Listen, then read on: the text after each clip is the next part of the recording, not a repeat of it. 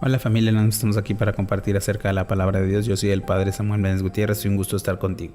Estamos en el día número 295 de la lectura de la palabra de Dios. En este día vamos a compartir del libro de los Macabeos capítulo 14, del libro de Eclesiástico capítulo 34 al 35 y el libro de los Proverbios capítulo 23 versículos del 22 al 25. Vamos a preparar nuestra Sagrada Escritura para continuar la lectura de la palabra de Dios. También vamos a preparar nuestro corazón. En el nombre del Padre, y del Hijo, y del Espíritu Santo. Amén. Del libro de los Macabeos, capítulo 14. Captura de Demetrio II. El año 172, el rey Demetrio reunió un ejército y fue a Media en busca de ayuda para luchar contra Trifón. Arsaques, rey de Persia y de Media, supo que había entrado en su territorio y mandó a uno de sus generales capturarlo vivo. El general fue y derrotó al ejército de Demetrio, capturó a este y lo condujo ante Arsaces, el cual lo encarceló. Elogio de Simón. Mientras vivió Simón, hubo paz en Judea, buscó el bien de su pueblo, su gobierno fue grato a todos y gozó de una gran fama de toda su vida, aumentó su gloria conquistando el puerto de Jaffa y abriendo camino hacia las islas del mar, agradó las fronteras de su país, fue señor de su tierra y rescató a muchos prisioneros, se apoderó de Geser, Betsur y la ciudad de la fortaleza. Las limpió de toda impureza y no hubo nadie que pudiera resistirle. Cada uno trabajaba tranquilo su tierra y la tierra daba su cosecha, y los árboles del campo sus frutos. Los ancianos se sentaban en la plaza y se hacían lenguas de su prosperidad.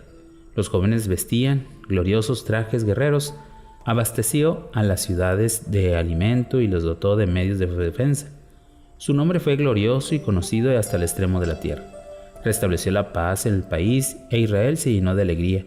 Cada uno se sentaba bajo su parra y su higuera, sin que nadie lo molestara. Desaparecieron los enemigos en el país y en sus días de reyes fueron derrotados. Defendió humildemente a su pueblo y defendió siempre la ley. Y desterró los impíos y malvados. Volvió su esplendor al templo y multiplicó los vasos sagrados. Los romanos y los espartanos renegaban su tratado con Simón. Cuando supo en Roma, en Esparta, que había muerto Jonatán, se afligieron profundamente, pero cuando supieron que su hermano Simón le había sucedido como sumo sacerdote y que mandaba en el país y en sus ciudades, le escribieron en placas de bronce para renovar el pacto de amistad hecho con sus hermanos Judas y Jonatán. La carta fueron leídas en Jerusalén ante la asamblea del pueblo. Copia de la carta que enviaron los espartanos.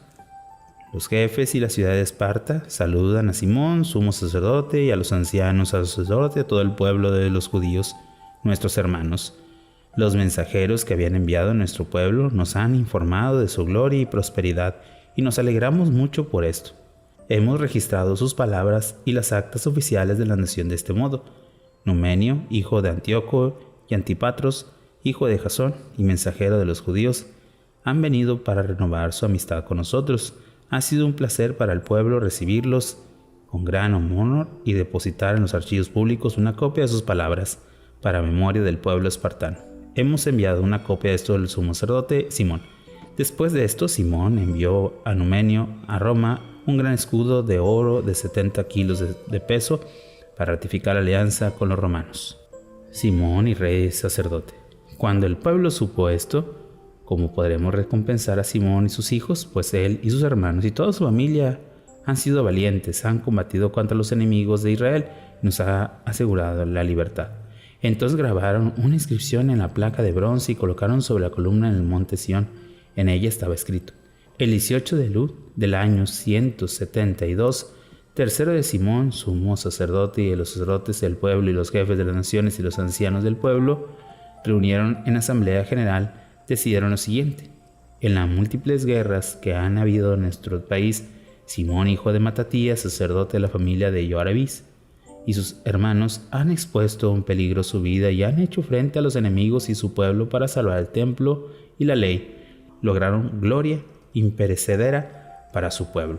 Jonatán realizó la unidad de su nación, fue sumo sacerdote y murió. Los enemigos de los judíos quisieron entonces invadir su país y apoderarse de su templo, pero se sublevó Simón y luchó por su pueblo, empleando sus propios bienes en armar a la milicia de su nación y pagarles. Fortificó ciudades de Judea y Betzarú en las fronteras donde antes dominaban las fuerzas enemigas, y puso ahí una guarnición judía. Fortificó Jaffa en la costa y Geser en la frontera de Asdod. Habitaba entre sus enemigos y estableció ahí judíos, dotándolos de todo lo necesario. El pueblo comprobó la fidelidad de Simón y la gloria que quiso procurar a su nación. Ya lo nombró su caudillo y sumos sacerdotes por los honradez y la lealtad demostrada hacia su nación, y por todos los esfuerzos que hizo para engrandecer a su pueblo. En sus días, con sus esfuerzos, logró expulsar del país a los paganos, en especial a los que se habían establecido en Jerusalén y en la ciudad de David, donde habían construido una ciudadela, de las que sabía profanar los alrededores del templo, causando graves ofensas a su santidad. Puso en ella judíos, los fortificó para la seguridad de la nación y de la ciudad, y levantó las murallas de Jerusalén. El rey Demetrio le confirmó por esto como sumo sacerdote, lo contó entre sus amigos y lo rodeó de honores, pues había con los romanos, llamaba a los judíos amigos, aliados y hermanos. Había recibido con honores a los mensajeros de Simón. Los judíos y los sacerdotes resolvieron que Simón fueron su caudillo y su sumo sacerdote de por vida, hasta que apareciera un profeta digno de crédito. Resolvieron igualmente que fuera su general, que se ocupara de los templos y de la administración de la nación, de los armamentos y de las fortificaciones, que administraba el templo y que fuera obedecido por todos, que se redactara en su nombre todos los documentos públicos del país y que llevara vestido de púrpura y ornamentos de oro. No se permitía a nadie, al pueblo ni a los sacerdotes cambiar ninguna de estas disposiciones, ni contradecir estas palabras, ni celebrar reuniones sin su consentimiento, ni vestir de púrpura o llevar el broche de oro. El que actúe de otro modo o traspase alguna de estas prescripciones será castigado. El pueblo aprobó conferir a Simón el derecho de actuar según estas disposiciones. Simón aceptó el sumo sacerdocio, ser caudillo y jefe de los judíos y de los sacerdotes y ejercer el mando supremo. Decidieron que este escrito fuera grabado en placas de bronce que debía ser colocado en lugares visibles del templo y que se guardara una copia en el tesoro del templo para que se estuviera a devoción de Simón y de sus hijos. Palabra de Dios. Te alabamos, Señor. Hemos escuchado este capítulo 14 de los Macabeos, cómo la organización ya se tiene más directa para que se tenga un orden en el pueblo. ¿Cuántas veces nosotros hemos requerido de un orden en nuestra vida para poder encontrarnos con Dios? Meditemos la palabra de Dios.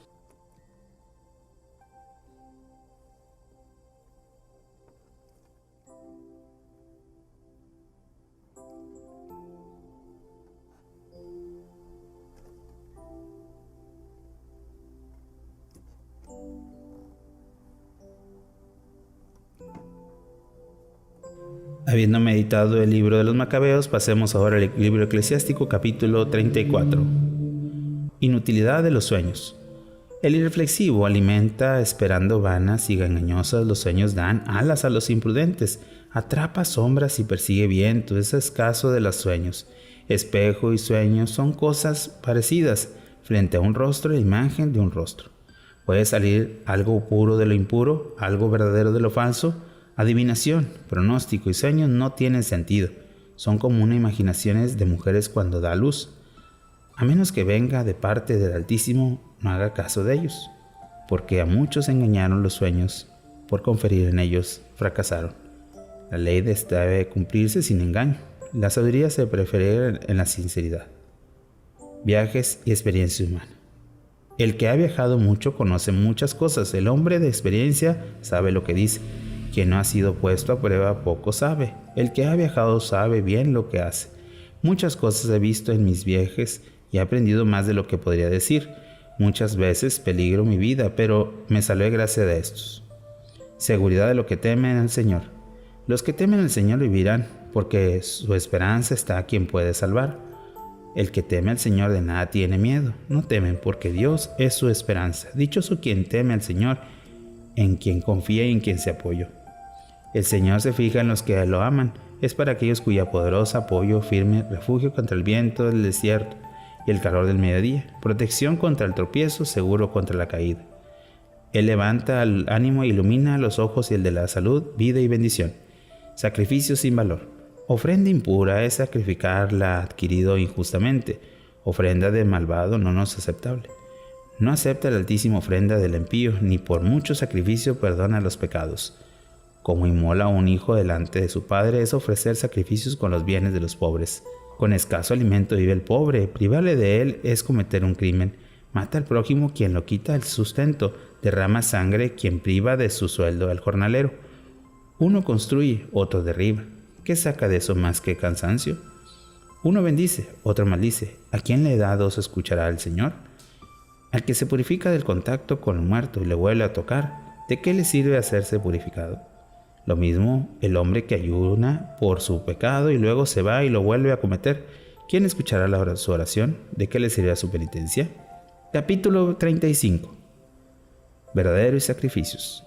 Quien cumple la ley multiplica las ofrendas. Quien practica los mandamientos ofrece sacrificios de comunión. Quien devuelve un favor hacia una ofrenda de la mejor la harina. Y a quien da limosna ofrece sacrificios de alabanza. Aparta del mal, agrada al Señor. Huir de la injusticia es sacrificio expiatorio. No te presentes ante el Señor con las manos vacías. Con este considera los mandamientos. Las ofrendas del justo dignifican el altar. Su suave olor se eleva hacia el Altísimo. El sacrificio del justo es aceptable. Su memoria no quedará en el olvido.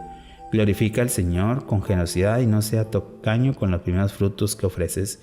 Siempre que ofrezcas algo, hazlo con semblante alegre y paga el diezmo de buenas ganas. Da al Altísimo según Él te dio a ti, con la generosidad según tus posibilidades, porque el Señor sabe retribuir y te devolverá 7 veces más. Misericordia hacia el oprimido. No te trates de sobornar al Señor, pues no aceptaría, ni te apoyes en sacrificios injustos, porque el Señor es juez y no hace distinción de personas. No favorece a nadie en perjuicio del pobre, sino que escucha el clamor del oprimido. No desprecia la súplica del huérfano, ni lo queja de lo expone la viuda. Cuando las lágrimas de la viuda corren por su mejilla, no acusa del dolor a quien lo causa. Dios escucha al que sirve de buen grado. Su plegaria llega hasta las nubes. La oración del humilde atraviesa las nubes y no para hacer alcanzar su destino. No se detiene hasta que el Altísimo lo escucha. Juzga a los justos y los hace justicia. El Señor no se hará esperar ni tendrá paciencia con los malvados, hasta quebrar la fuerza del despreciado y tomar venganza de las naciones, hasta exterminar la multitud de los soberbios y destrozar el poder de los malvados, hasta pagar a cada cual según sus acciones y sancionar las obras de los hombres según sus intenciones, hasta hacer justicia a su pueblo y alegrarnos con su misericordia. Buena es la misericordia, es el sufrir como la nube de lluvia en el tiempo de sequía. Palabra de Dios, te alabamos, Señor. Al haber escuchado el libro del Eclesiástico, nos podemos quedar con ciertas palabras que nos pueden alentar en nuestro caminar. ¿Con qué palabra te quedas? Meditemos un poco la palabra de Dios.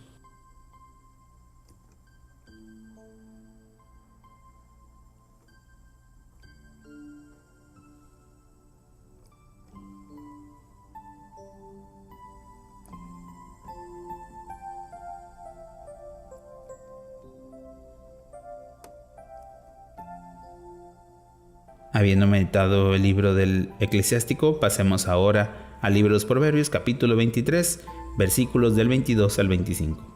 Escucha al padre que te engendró, no desprecies a tu madre cuando envejezcas. Adquiere la verdad y no la vendas, y también sabiduría, instrucción e inteligencia. Llena de alegría vive el padre del justo, el que engendra un hijo sabio se alegra. Que pueda tu padre alegrarse por tu causa, brinca de gozo del que te dio a luz. Palabra de Dios, te alabamos, Señor. Oración final.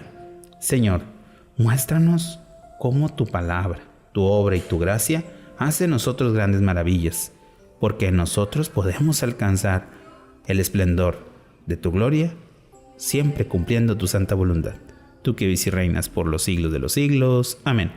Bueno, familia, hemos terminado un día más de lectura de la palabra, esperando que podamos perseverar y sobre todo vivir esta gran experiencia. Que tengas un buen día y una fantástica semana. Bendiciones.